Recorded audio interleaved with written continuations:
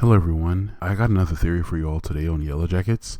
So remember in season 2 episode 9 where Shauna says that there was no it was just us, talking about the entity or whatever it may be that was with them in the wilderness.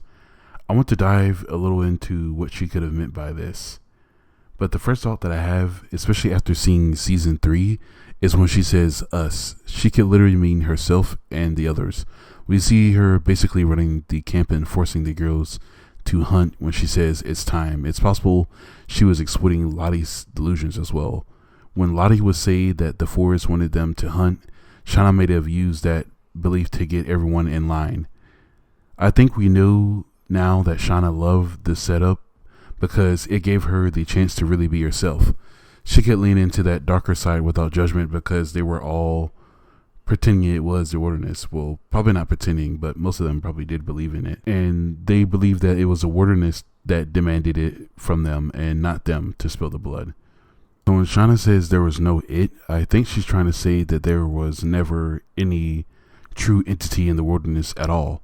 It was just her and Lottie shaping everyone's actions, whether they realize it or not.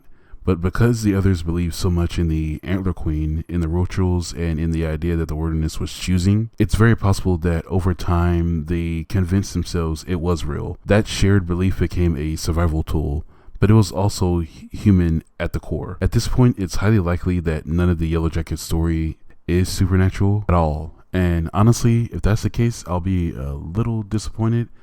And I do say that because season 3 clears up a lot of things that point toward it all being just trauma or delusions and human desperation rather than something otherworldly.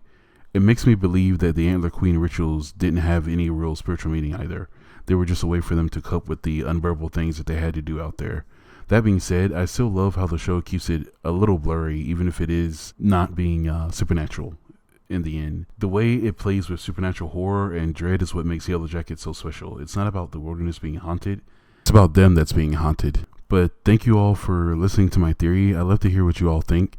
2, do you want the story to stay grounded, or are you hoping there's still something supernatural lurking in the background? Let me know. But as for always, comment, like, and subscribe, and stay tuned for the next video. I'll catch you on the next one. Goodbye, everyone.